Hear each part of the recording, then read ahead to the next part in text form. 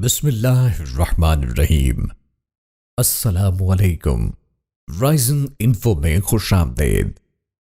محترم ناظرین کرام، اصل قومی ہیرو وہی ہوتے ہیں جو اپنے لیے نہیں بلکہ اپنی قوم، اپنی ملک کے لیے دنیا میں کچھ ایسا کام کر جاتے ہیں جس سے پوری قوم، پورے ملک کو ان پر فخر ہوتا ہے۔ مرنے کے بعد بھی ایسے لوگ اپنی قوم، اپنے ملک کے لوگوں کے دلوں میں ہمیشہ زندہ رہتے ہیں۔ امریکہ کے 16ویں صدر ابراہم لنکن آہنی عزم کی ایک شاندار مثال ہے۔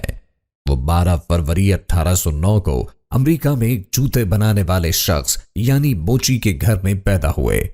ان کی قیادت میں امریکہ خانہ جنگی سے باہر نکلا۔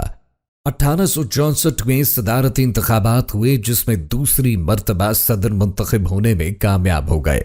ابراہم لنکن کی ان تمام کامیابیوں کو دیکھتے ہوئے کئی ایسے لوگ تھے جو ان کی کامیابیوں کو دیکھنا پسند نہ کرتے تھے اور ہر جگہ، ہر مقام پر اپنا چلن ظاہر کرتے تھے۔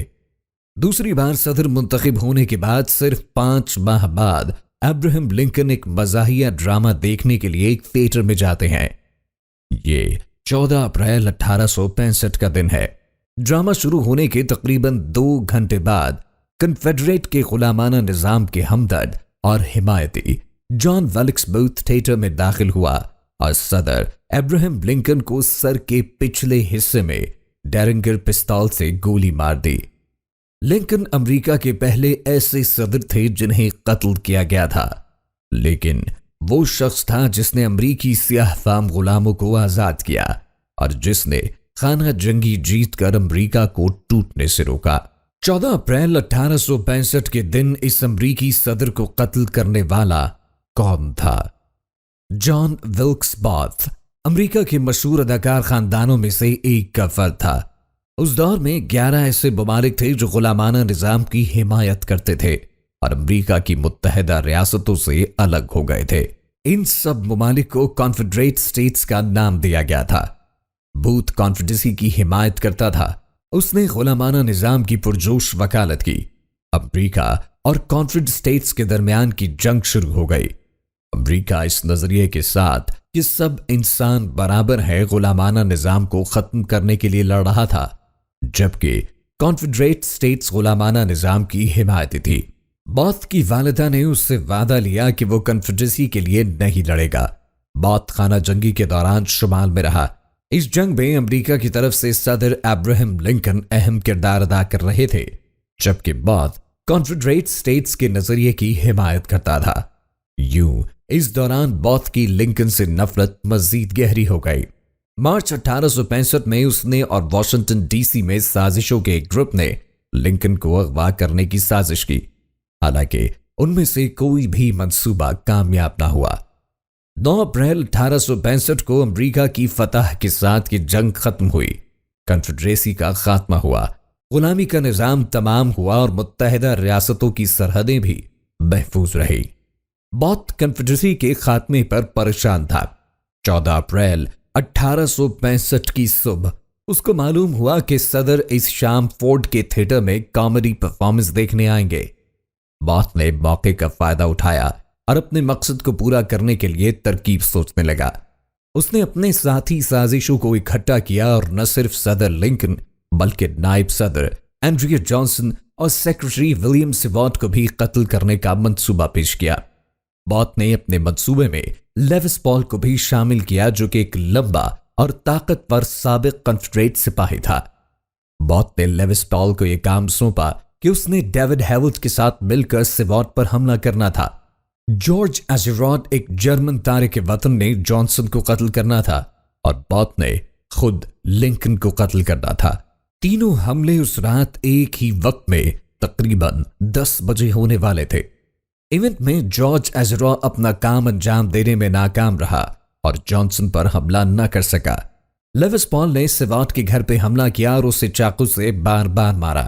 سیکرٹری سیوارٹ حملے میں بال بچ گیا، لیکن اس کا چہرہ ہمیشہ کے لیے بگڑ گیا۔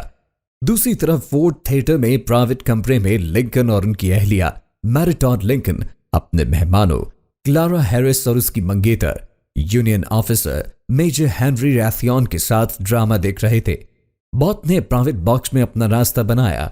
ड्रामे के एक लम्हे में जिसके बारे में वो जानता था कि इस जबरदस्त कहकहा पड़ेगा, बॉथ बॉक्स के अंदरूनी दरवाजे से सामने निकल आया।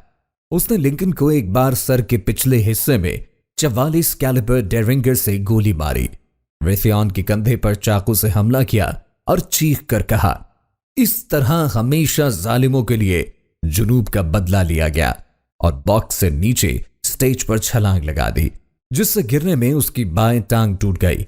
स्टेज के एक तरफ उसका घोड़ा पहले से तैयार खड़ा था। बॉथ घोड़े पर बैठ के फरार हो गया। हमले के वक्त मौजूद लोगों ने बताया कि बॉथ ने लिंकन को गोली मारने के बाद चिल्ला कर कहा, इस तरह हमेशा जालिमों के लिए जुनूब का बदला लिया गया। यह वर्जीनिया का रियासती नारा है। वो समझता था कि लिंकन उसके जुनूब को तबाह करने का जिम्मेदार है। उसने अपनी नफरत में लिंकन को कत्ल करके ऐलान किया कि वो इस बात का बदला ले चुका है कि जुनूब की कन्फेडरेट स्टेट्स को खत्म किया गया और गुलामाना निजाम के खिलाफ जंग लड़ी गई। इस अजीम रहनुमा के जाने के बाद कौमी सोग का दौर शुरू हुआ। अफ्रीकी अमरीकियों ने लिंकन के नुकसान को खास तौर पर शिद्दत से महसूस किया, क्योंकि लिंकन ने उन्हें मुल्क में इज्जत दिलवाने के लिए बहुत मेहनत की थी। मौरखीन ने लिखा है कि लिंकन, जिसे शुमाल में भी बहुत से लोग सख्त नापसंद करते थे, वो जिंदगी के मुकाबले में मौत में बहुत ज्यादा काबिल एहतराम बन गए।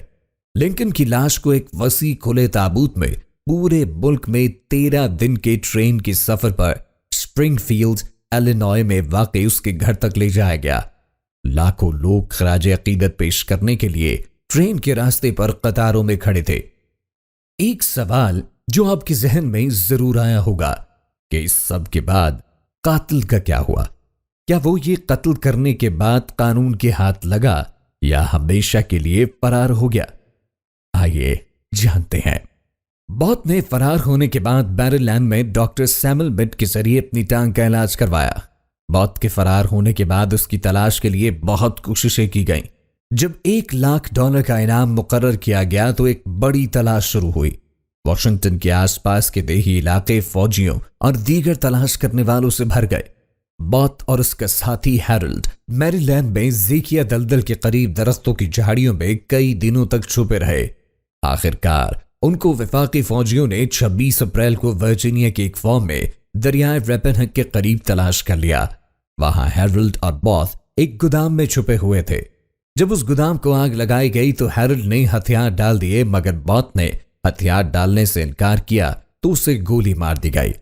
गिरफ्तार अफराद पर एक फौजी कमीशन के जरिए 8 साजिशी कारों पर मुकदमा चलाया गया और उन्हें फांसी की सजा दी गई। नाज़रीन कराम, लिंकन छोटी उम्र से ही अपनी जिंदगी में अपने वालिद से बेहतर करना चाहता था। उन्होंने अपने लोगों की गुलामी से आजाद करवाने के लिए आवाज उठाई, जंग लड़ी और आखिरकार इसी कोशिश में जान दे दी। लिंकन ने गरीब को दबाकर उससे फायदा उठाने के बजाय उनके हुकूक का ख्याल रखने की कोशिश की, लेकिन उन चंद अफराद में शामिल है जिन पर बिलाशुबा 1000 से ज़ायद कुतुब तहरीर की गई हैं। नाज़रीन कराम, ये थी अब्राहम लिंकन की जिंदगी और उनके कत्ल की दास्तान। इस वीडियो का अख्तिताम करते हैं लिंकन के इस कौल के साथ, आप सब लोगों को कुछ वक्त के लिए बेवकूफ बना सकते हैं या कुछ लोगों को हर वक्त बेवकूफ बना सकते हैं, मगर आप सब लोगों को हर वक्त बेवकूफ नहीं बना सकते। तारीख की मजीद कामयाब शख्सियात के बारे में आप तक हम मालूमात पहुंचाते रहेंगे। अपना ख्याल रखिए, दुआओं में याद रखिए और चैनल को सब्सक्राइब करना मत भूलिए। खुदा हाफिज।